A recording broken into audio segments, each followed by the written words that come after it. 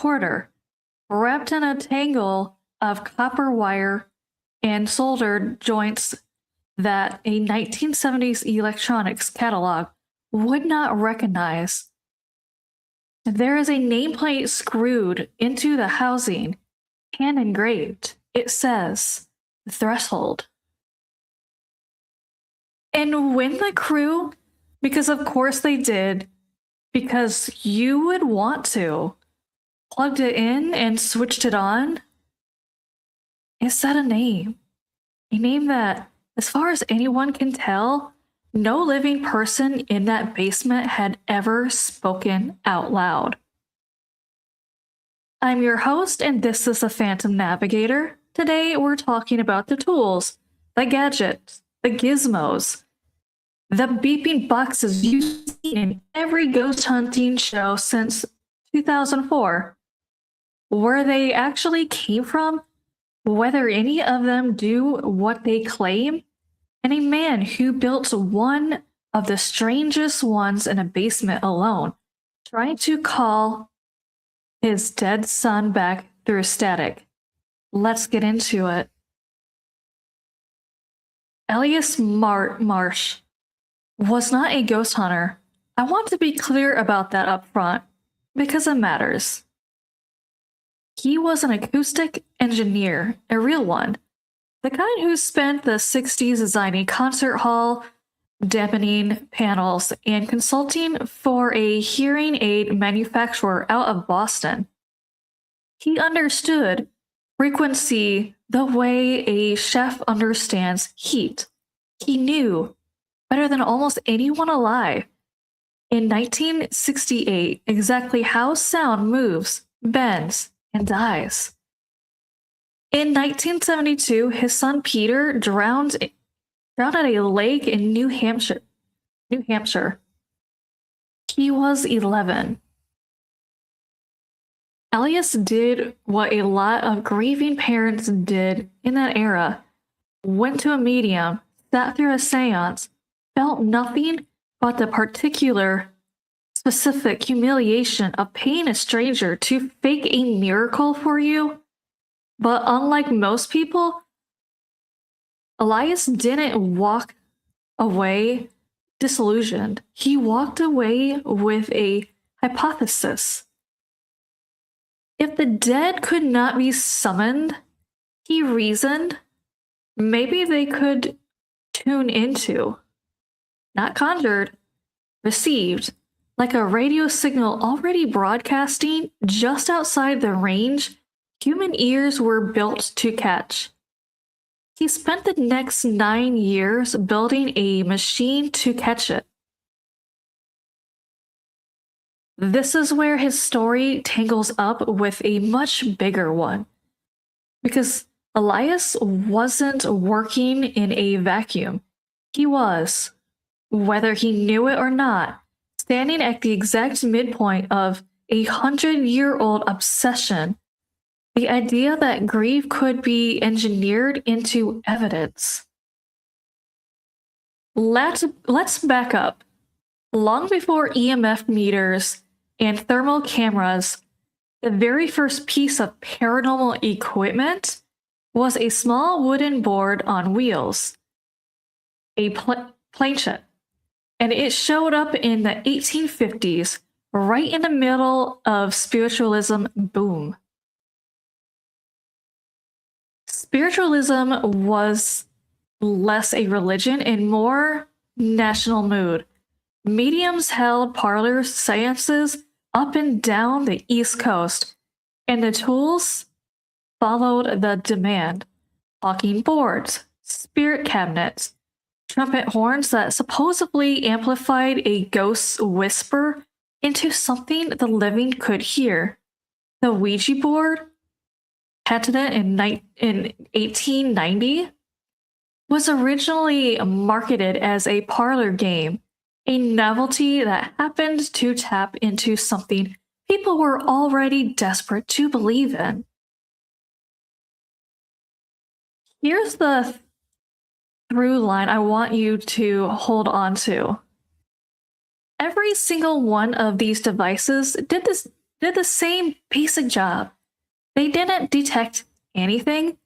They gave the sitter's own mind peace of mind a place to put its hope. The duometer effect, where your hand moves involuntarily based on expectation with zero conscious intent, explains most of what Planchet or Ouija board ever said. Your body already knows what you want to hear. The board just gives it permission to say it.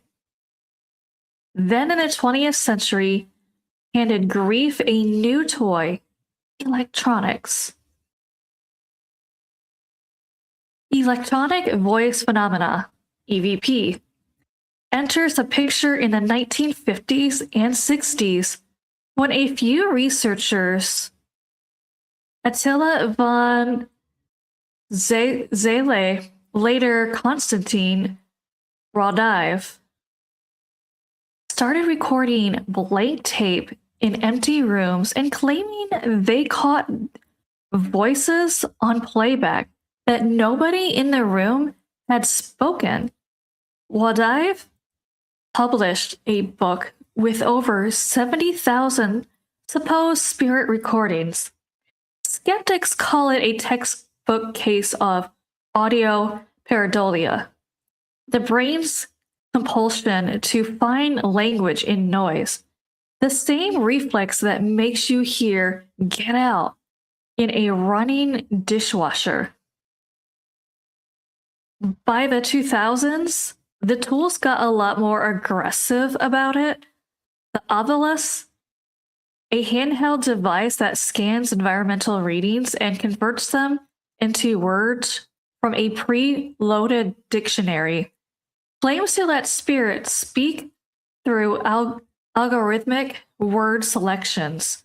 The spirit box, sometimes called Frank's box, after the inventor, Frank Sumption, rapidly scans AM/FM radio frequencies, stitching together fragments of stations into what sounds, if you want to call it, like disjoint sentences.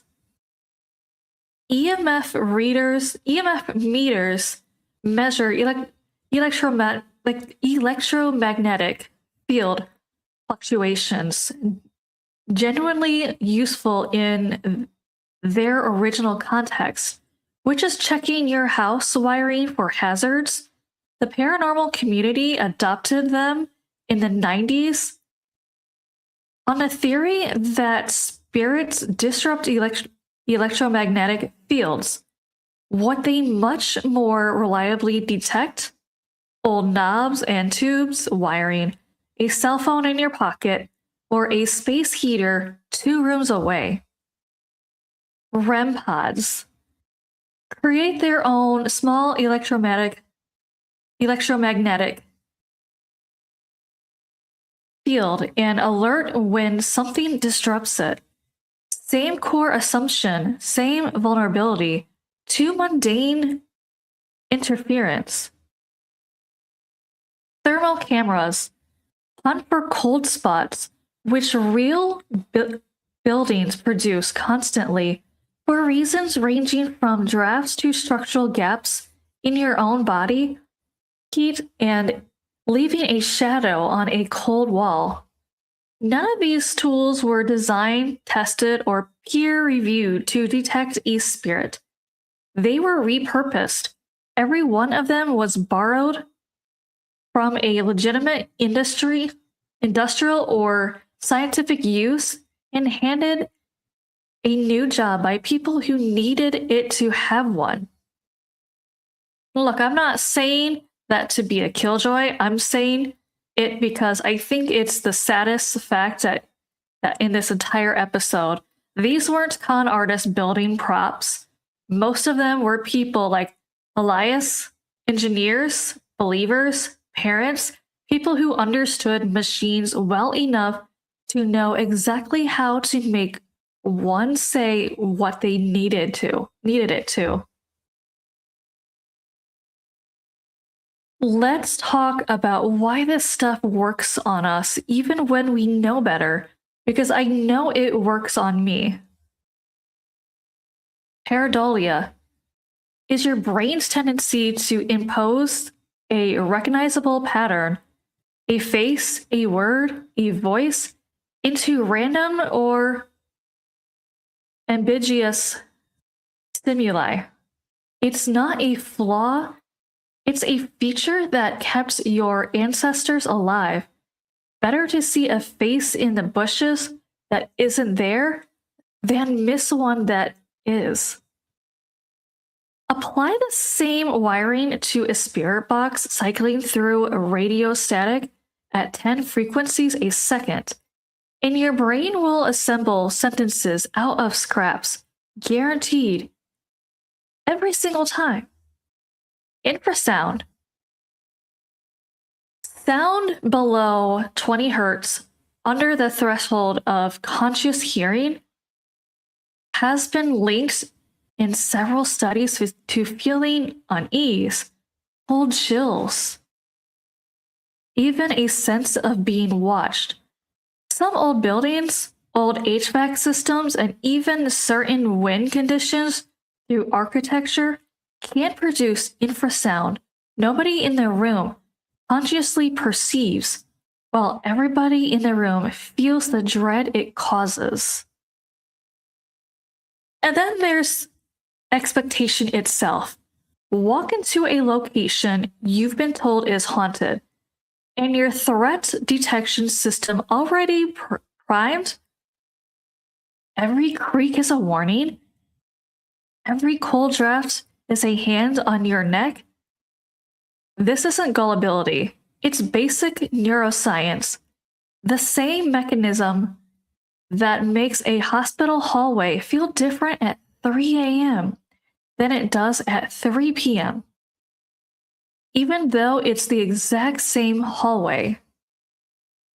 None of this disproves anything beyond the veil. What it proves is that human perception is an incredibly unreliable narrator, and any device built to interface with the paranormal is also unavoidably a device built to interface with us. Back to the basement. By the accounts of people who's worked with him, a former colleague from the acoustics firm contacted years later, Elias didn't tell anyone what he was building. He took early retirement in 1975, cited health reasons, and by all appearances spent the next 6 years alone in that house, refining a machine that had, at that point, no real precedent. Frank Sumption wouldn't build his own spirit box for another 2 decades. Elias got there first, from a completely different direction, not looking for a ghost, looking for his. The neighbors remembered the sound, a low continuous hiss, day and night, bleeding through the basement windows for years. One recalled Elias buying nothing but batteries and copper wire from the hardware store, month after month, paying an exact change, never explaining, never really speaking much at all. He eventually died in that basement in 1981. Heart failure, the coroner said, though the reports noted he was found seated upright at the workbench, headphones on, the reel-to-reel still spinning, recording nothing but tape hiss, over and over, for who knows how many hours before anyone found him. The house sat empty for decades after. Family disputes over estate. Nobody wanted to deal with the basement. Which brings us to last spring, and a demolition crew, and a machine that had sat untouched and unplugged for over 40 years, and still, when connected to a battery pack, powered on, like it had been waiting. I've listened to the recordings the crew made. I'm not going to tell you what to believe about it. I'll tell you what's on the tape, and you can make your own call, which frankly is the only honest thing anyone can offer you in this entire subject. Under the static, there's a fragment that sounds like a name, 3 syllables. The crew didn't recognize it, but when a genealogist later pulled the Marsh family records, there was a name buried in there that fits almost exactly. A name belonging to Elias' wife, who had died 2 years before he ever built the machine, and who, by every account, had never once mentioned to a living soul after her funeral.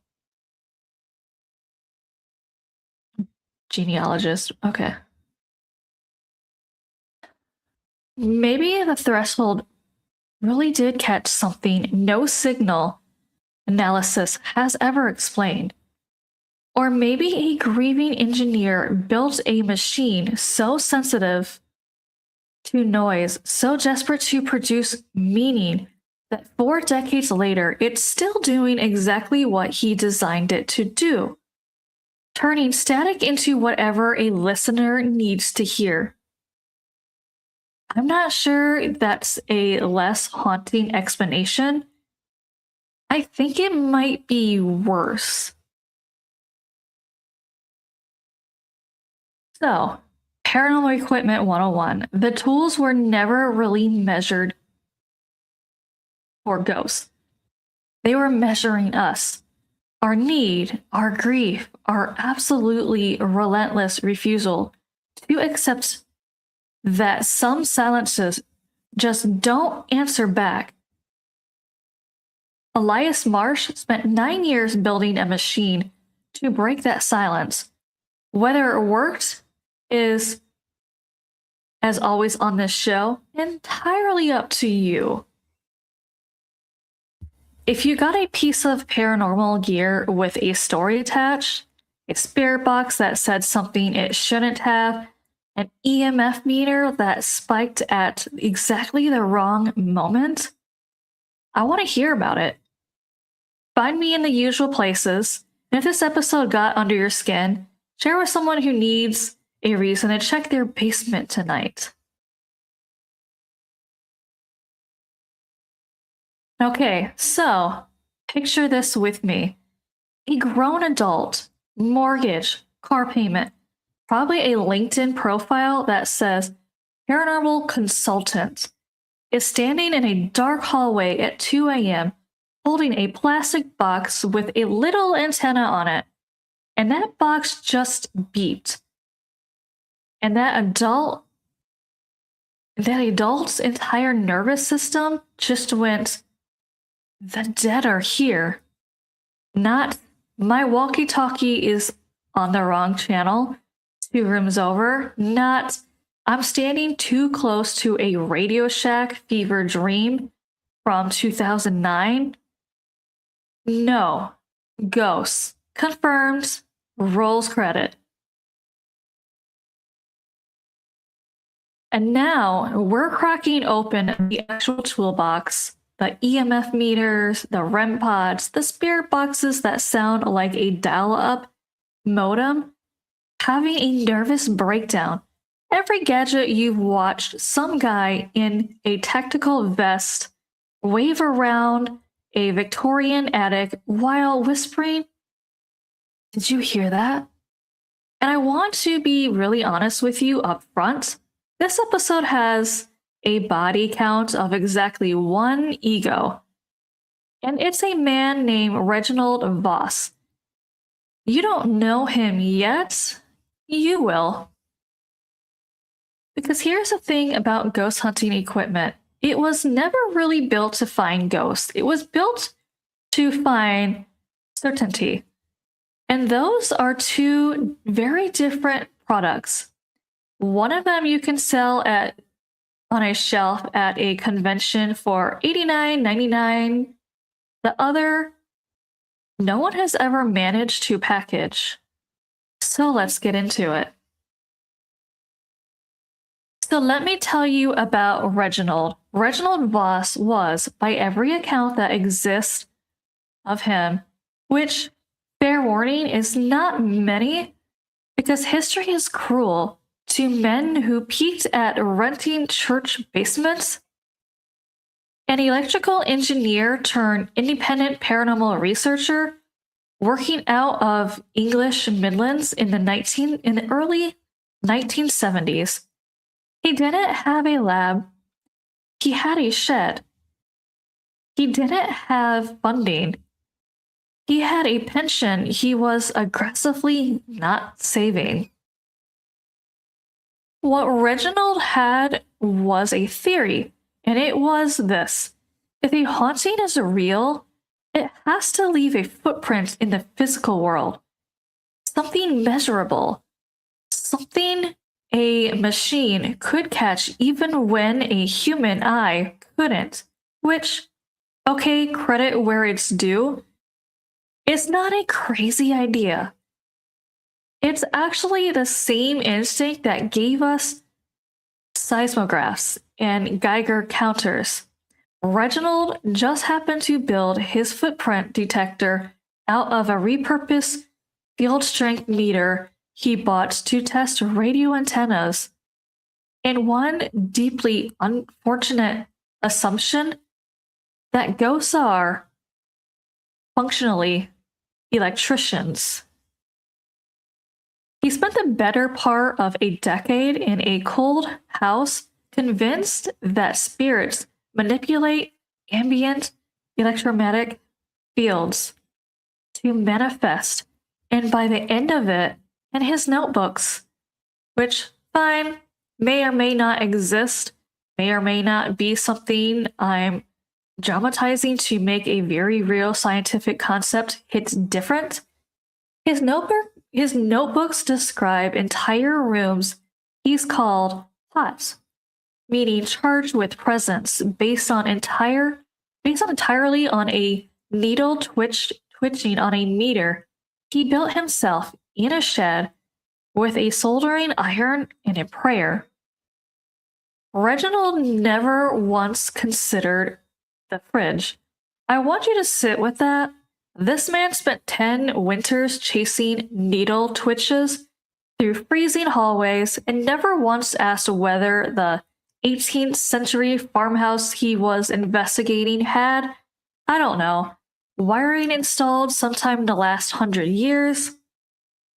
That's not a ghost story, that's a tragedy. And it's also weirdly the origin story of basically every piece of equipment in the modern ghost hunter's kit bag. So let's meet the toolbox Reginald's shed eventually spawned. All right, Exhibit A, the granddaddy of them all, the EMF reader. This is also the very first piece of paranormal equipment I ever owned. Here's the pitch, and it's a generally elegant one. Spirits, if they exist, are energy. Energy interacts with electromagnetic fields. Therefore, a sudden spike in the ambient field around you might mean someone is nearby, trying to reach through. Investigators carry these things through a location like a Roomba with abandonment issues, establishing a baseline, normal background readings, and then watching for spikes. Or they'll plant one in a room and go full seance. If you're here, light up the red light. Very polite, very... May I speak to the manager of the afterlife? Now here's where it gets embarrassingly fast. Old houses. The exact kind people love investigating. The ones with the good bones and the worst wiring. are an EMF nightmare. Old knob and hub wiring, active breaker boxes, or poorly insulated household wiring cause continuous high spikes. That crumbling Victorian everyone's investigating for its energy, it has the electrical equivalent of a smoker's cough. Of course that meter is screaming. And it gets worse because we don't live in Reginald's shed anymore. We live in a soup of our own signal. Cell phones pinging, cell towers, Wi-Fi routers, smartwatches, and walkie-talkie emit radio frequencies that easily trigger unshielded meters, like the classic K2 meter. The little handheld box with the traffic light LEDs you've seen in literally every ghost show ever made. Every investigator on that team with a phone in their pocket is a walking false positive generator. They are, quite literally, haunting themselves. And then there's the mundane household chorus. Refrigerators cycling on and off, transformers, power strips, or microwave ovens within a few feet, all perfectly capable of making that meter light up like it just made contact with Reginald Voss's tortured spirit personally. So somewhere out there right now, tonight, there is a ghost hunting crew standing in a reverent silence around a K2 meter that is losing its mind because someone left their phone on and there's a frigid air running in the next room, and they are filming it for content. Unironically, now the REM pod is where things get a little more sophisticated. And by sophisticated, I mean it falls in a smarter way. I mean it fails in a smarter way. Unlike a passive EMF meter, which just sits there absorbing whatever field is already in the room, a REM pod is actively projects its own little bubble of electromagnetic field around a telescoping antenna. The idea is, if someone disrupts that bubble, the pod lights up and starts making noise. Proximity increases the pitch like a very morbid game of hot and cold. It's placed like a tripwire, doorways, hallway centers, the threshold of a room everyone's suddenly too nervous to walk into. And when it goes off, it feels different from the EMF meter. More deliberate, more something just walked through this specific point in space. Except walkie-talkies, transmitting on a walkie-talkie anywhere in the nearby vicinity, will reliably set off a REM pod from yards away, which means the standard ghost hunting crew radio chatter, clear, moving in the east wing, did you hear that? Is fully capable of triggering the exact device they're all staring at in horrified silence. And here's my favorite one because it's just physics being petty. Because the human body is conductive, an investigator simply stepped too close will trigger the field. This is basic electrostatic, not paranormal activity. You are the ghost. You, specifically. 6'2", or in my case, 5'4".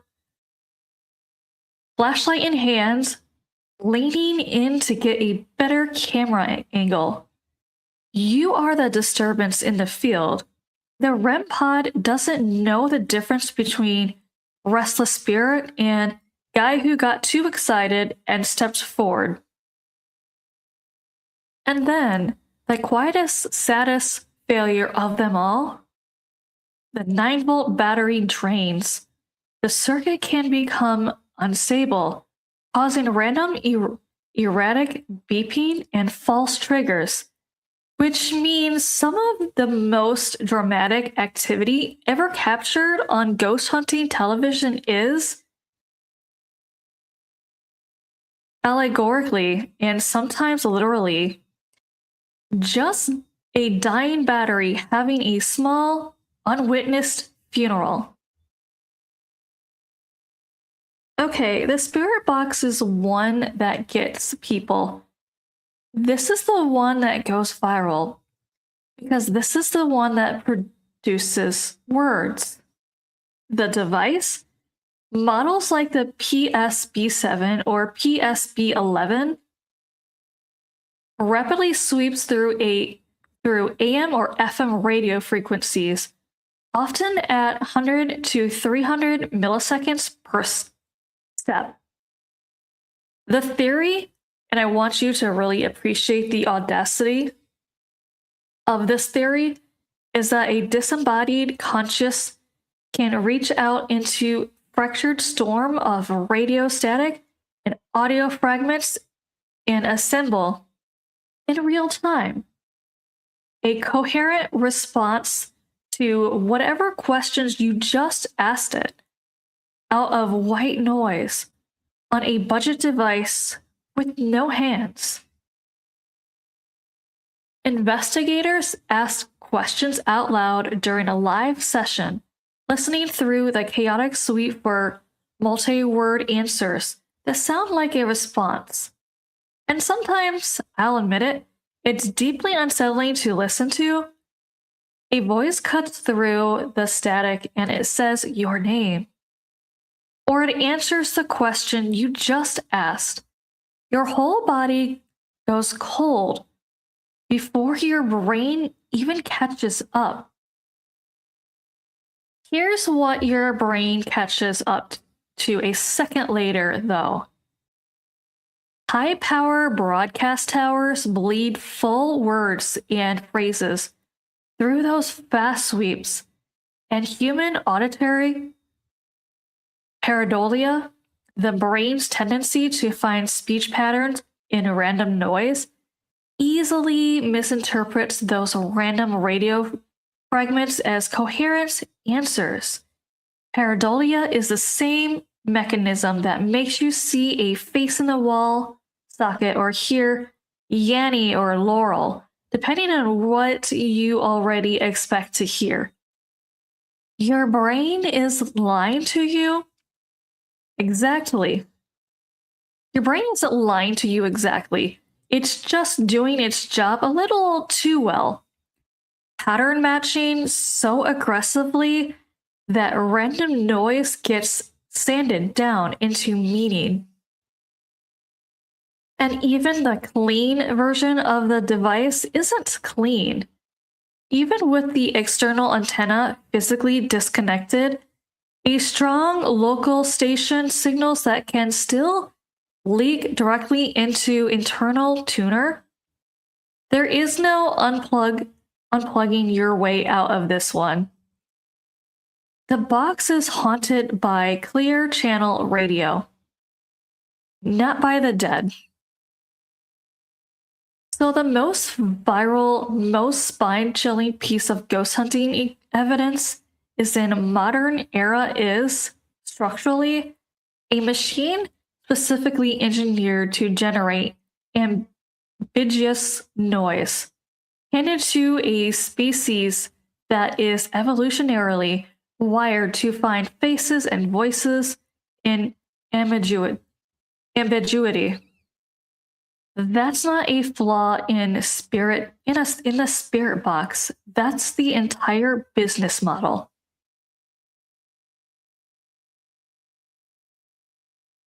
Quick rapid fire, because the secondary gear deserves the moment of shame too. the digital audio recorder used to catch EVPs, those faint voices supposedly recorded but inaudible in the moment, gets fooled by microfiction from hands holding the recorder, stomach growls, distant traffic, HVAC noises, and sound reflecting off walls. Somewhere in a ghost hunting archive is a chilling EVP that is just a man's stomach immortalized forever as evidence of the paranormal. The thermal camera, hunting for cold spots that supposedly mark a spirit's presence, gets tripped up by drafts, thermal mass inertia, like a dense brick holding onto heat longer than plaster, and body heat reflecting off shiny surfaces or glass. A cold spot isn't a doorway to the other side. It's often just a house being a house. The laser grid, projecting matrix of dots to catch something moving through the beams, gets defeated by dust particles, flying insects, smoke, camera, autofocus, hunting for a subject, and lens flare. The specter breaking through the laser grid on your favorite ghost show has, in more than one occasion, been a moth living its best unpaid life. The laser grid is honestly, in my opinion, one piece of equipment I never did like. For me, it's never worked. I've talked to other teams who's used it, and they said they've never picked up on it. Hopefully, other people, maybe it does work. To me, it's not worth it. But that's my personal opinion. And the SLS camera, the one that draws stick figures skeleton over a detected human shape, the single most jump scare inducing piece of gear in the entire arsenal, is a depth mapping pareidolia machine in its own right. Its algorithms can mistake chair backs, lamp bases, door frames, or shadows for human posture. That skeletal figure standing in the corner of the room, silently watching you, might generally just be a coat rack having the best night of its life. So let's close the loop on Reginald Voss. By most accounts, again, thin, scattered, the kind of thing you find in a footnote of a footnote, Reginald spent the last years of his research completely convinced he had mapped the electromagnetic architecture of the afterlife. Rooms with reoccurring hot readings became, in his mind, doorways, places the dead use like hallways. What he never built, never once in that shed, was a control. He never turned off the breaker and measured the room again. He never asked what else in the house could account for the field he was chasing. He built a machine capable of detecting change, and then supplied all the meaning himself for free every single time it changed. And that's the quiet horror underneath this whole toolbox, isn't it? It's not that the equipment is fake, exactly. An EMF reader really does detect electromagnetic fields. A thermal camera really does detect heat. A laser grid really does detect motion. The machines are honest. They are relentlessly, mechanically honest. It's the human standing next to them, cold and scared, and wanting so badly for the universe to answer back. Who does the haunting? We walk into a dark room, already primed to be afraid. And then we hand a beeping box the authority to confirm it. Reginald wasn't a fraud. I don't think he ever meant to lie to anyone. I think he was just a man in a shed who built a very sensitive way to measure his own fear and mistook the reading for a message. Maybe that's what all this equipment really is. Not proof of the dead, a translator for the living. For how badly we want to not be alone in the dark. Which, honestly, might be the most haunted thing in this whole episode. So next time you see a K2 meter light up on your screen or a spirit box mutter something that sounds just like your name, I'm not telling you not to feel the chill. Feel it. That's allowed. That's human. Just maybe also check if someone in the room has their phone on. Now, I'm not saying at all that paranormal equipment does not work. I've obviously had some, have some, use it to do investigations. It kind of helps. It helps you out in a way. What I'm saying is there is a lot of things that can affect the equipment. So if you're going to use equipment, please make sure when something goes off that there's nothing before you say it's paranormal, make sure nothing else is interfering with it and making it go off.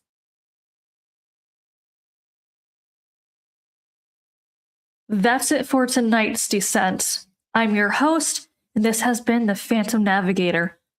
Wherever you're listening from, lights off, doors locked, phones conveniently glowing right next to your very sensitive ghost hunting equipment.